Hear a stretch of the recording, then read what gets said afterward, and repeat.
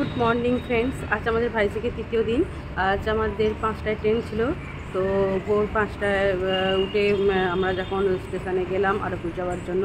তো আরকু যাওয়ার কথা ছিল আজকে, তোমাদের ফার্স্টেই বলে দিই, কারণ এখান থেকে আমাদের আরকু যাওয়ার কথা ছিল, কিন্তু ভোর 5টায় যখন আমরা স্টেশনে গেলাম তো ঘড়ি করে তো গিয়ে দেখলাম ট্রেন ক্যান্সেল হয়ে গেছে।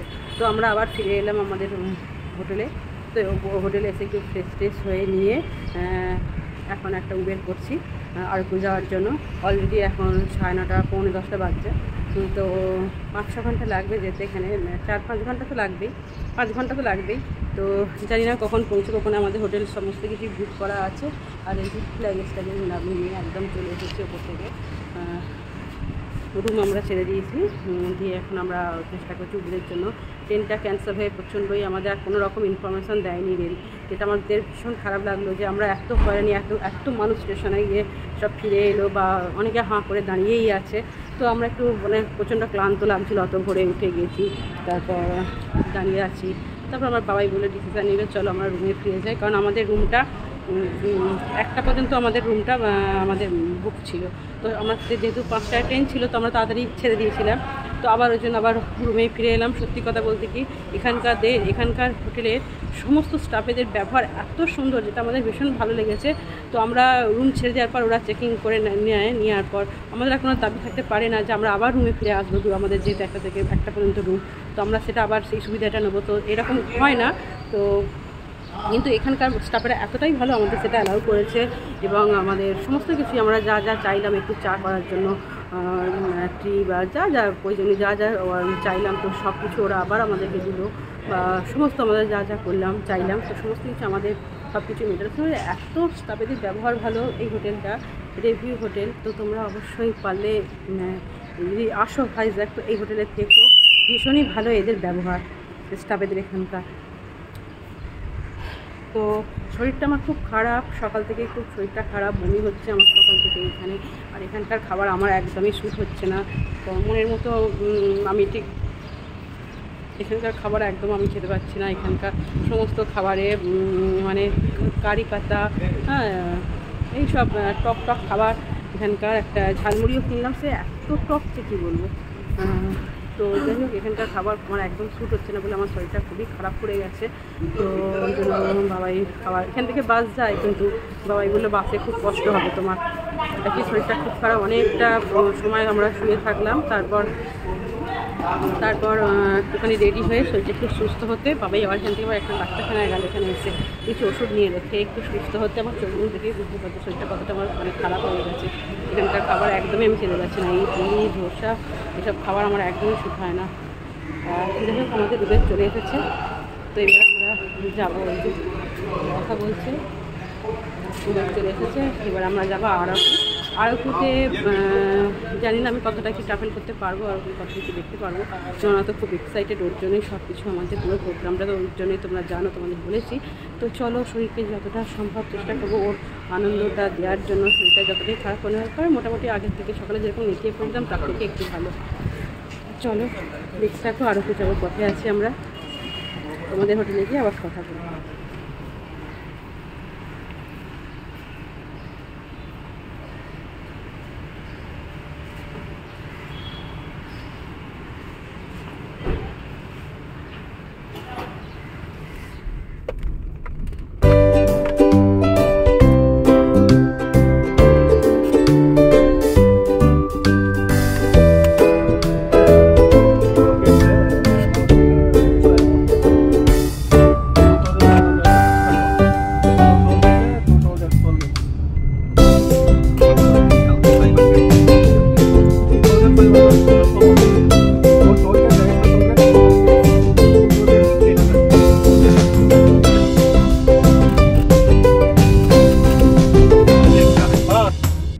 সমতলকে ছাড়িয়ে আমরা এখন এগিয়ে চলেছি পাহাড়ের দিকে। দেখো, পাহাড়কে যত দেখছি ততই আনন্দে মনটা ভরে যাচ্ছিল। শরীর তো খুবই খারাপ, তোমাদেরকে সেটা আগেই বললাম। আর পাহাড়কে দেখে মনটা একদম আনন্দে ভরে যাচ্ছিল। একে একে ছোট ছোট পাহাড়গুলোকে আমরা পেছনে ফেলে বড় পাহাড়ের ওপরের দিকে আমরা পাহাড়ের ওপরের মানে আরও ওপরে উঠে চলেছি। আর ভীষণই ভালো লাগছিল, যত পাহাড়ের ওপরে উঠছি ততই ভীষণ আনন্দ হচ্ছিল। আর বাবাইকে বলছিলাম এর পরের বার যখন আমাদের কোনো জায়গায় প্রোগ্রাম করবে বেড়াতে যাওয়া, তো শুধু পাহাড়ই করো, পাহাড়টা তো আমি ভীষণ ভালো লাগে পাহাড়। তো সেই কারণে, আর শরীরটা আমার খুবই খারাপ, আর হোটেলে রুমে গিয়ে আমি একদম মানে কোথাও আর বেরোতে পারিনি, খুবই শুয়ে পড়েছিলাম। বাবাইকে বললাম যে ছেলে এসেছে যখন, ছেলেকে আশেপাশে যা কিছু আছে আরাকুর তুমি সব দেখিয়ে দাও। হোটেলটা আমাদের ভীষণই সুন্দর ছিল, চারপাশের পরিবেশটা খুব সুন্দর, কিন্তু আমি একদমই আরাকুটা মানে এনজয় করতে পারলাম না আমার শরীরের জন্য। খুবই বমি হচ্ছিল, আমি একদম উঠে দাঁড়ানোর মতো অবস্থায় ছিলাম না। আমাদের বাড়ির যে ডাক্তার, আমাদের পারিবারিক যে ডাক্তার, সেই ডাক্তারকে ফোন করে ওষুধ কিনে মানে আমি তবে একটু মানে উঠে দাঁড়াতে পেরেছিলাম, পরের দিন বাড়ি ফিরতে পেরেছিলাম। এতটাই আমার শরীর খারাপ হয়ে গেছিলো আরুকিতে যাওয়ার পথেই। তো পাহাড়কে দেখে মনটা খুব আনন্দ লাগছিল, অনেক দিন পর পাহাড় দেখলাম, কতদিন যেন পাহাড় দেখিনি। আর পাহাড়কে দেখে মন আমার খুব ভালো হয়ে গেছিলো, কিন্তু শারীরিক তো মানে আমার খুব কষ্ট হচ্ছিলো শারীরিকভাবে। তো যাই হোক, আরুকোটা খুব একটা এনজয় করতে পারলাম না। নোনাকে বললাম যে তুই ঘুরে আয় বাবার সাথে, ও যেতে চাইছিল না কোথাও, যে তুমি না গেলে যাবো না। বললাম না, তুই অন্তত ঘুরে আয়, যে বাবাইও যেতে চাইছিল না। বললাম না, ছেলেকে তো এসেছে যখন, ছেলে একটু আশেপাশে যা কিছু আছে সেগুলো তুমি একটু ওকে দেখিয়ে দাও। যাই হোক, ওরা দুজনে গেল আর আমি হোটেলে শুয়ে রইলাম। আমি মানে হোটেল থেকে বেরিয়ে যে চারপাশটাও যে একটু দেখবো সেরকম অবস্থাতেও আমি ছিলাম না, এতটাই আমার শরীর খারাপ হয়ে গিয়েছিল আরুতে। পরের দিন আমরা আবার সকালবেলা আমরা আবার মানে ভাইজ্যাগে ফিরে এলাম। ভাইজ্যাগে রাতে আমাদের ট্রেন ছিল, রাতে 10:30টায় আমাদের ট্রেন ছিল। ওখানে আমরা একটা ছোট্ট আর একটা হোটেল রুম ভাড়া করে নিয়েছিলাম, একটা মানে 5 ঘন্টার জন্য। আর ভাইজ্যাগে গিয়ে আর একটা হোটেল 5 ঘন্টার জন্য বুক করে সেখানে সারাটা দিন আমরা একটুখানি রেস্ট নিয়ে সন্ধ্যে 7:30টায় আমাদের ট্রেন ছিল। ওখান থেকে খাবার কিনে নেওয়া হয়েছিল ভাইজ্যাগ থেকে, দিয়ে আবার ট্রেনে করে আবার আমাদের রাতের ট্রেনটা আমরা ধরেছিলাম। তো যাই হোক, দেখো পাহাড়টা কত সুন্দর লাগছে দেখতে, মন একদম ভরে যাচ্ছে আনন্দে পাহাড়কে দেখে। আমরা যত পাহাড়ের ওপরে উঠছি তত ওয়েদারটা একটু ঠান্ডা লাগছিল। মানে আরকুর পরিবেশটা ভাইজ্যাগের পরিবেশ থেকে বেশ ভালো, কারণ একটু ঠান্ডা আছে। ভাইজ্যাগে যেরকম আমরা গরম অনুভব করেছি, তো আরকুতে বেশ একটু ঠান্ডা ঠান্ডা লাগছিল, বেশ ভালো লাগছিল। তো খুবই ওয়েদারটা ভালো লাগছিল, মানে গায়ে একটা চাদর দেওয়ার মতো পরিবেশ অবস্থা ছিল, বেশ ভালো লাগছিল। আর তোমাদের সাথে একটু শেয়ার করে দিই হোটেলটা, আমি তো সেভাবে কিছু আরকুর ভিডিও করতে পারিনি, হোটেলটা একটুখানি তোমাদের সাথে শেয়ার করে দিলাম। তো নোনা আর বাবাই বিকেলবেলা বেরিয়েছিল আশেপাশে যা কিছু আছে একটু ঘুরে দেখার মতো, আর আমি হোটেলেই শুয়েছিলাম। ওরা দুজনে একটু ঘুরে এলো, তারপর ওরাও আর কোথাও গেল না আমার শরীরের জন্যে। ওদেরও মনটা ভালো ছিল না, ডাক্তারকে ফোন করে ওষুধ নিয়ে এলো, নিয়ে এসে আমি খেয়ে একটুখানি সুস্থ হয়েছিলাম ভোরের দিকে। তো তারপর আমরা সকালবেলায় আবার বেরিয়ে পড়েছিলাম আমাদের ভাইজ্যাগের পথে। ওই ভাইজ্যাগ থেকে আমাদের ট্রেন 10:30টায় রাত। তো ওখানে আমরা একটা ঘর ভাড়া নিয়ে থেকে তারপর আমরা আবার রাতের ট্রেন ধরেছিলাম। আর তোমাদের সঙ্গে তো রাতে যেদিন পৌঁছালাম আরাকুতে, সেদিন তো কোনো ভিডিও করার মতো ক্ষমতা ছিল না, মানে শরীরের সেরকম আর শক্তি ছিল না।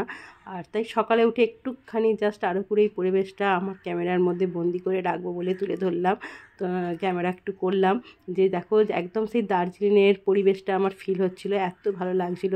এই যে বড় বড় গাছ, দার্জিলিংয়ের মতো পাহাড় গাছ, এই পাহাড়ের এই গাছগুলো আমাকে ভীষণ টানে, জানো তো, আমার ভীষণ ভালো লাগে।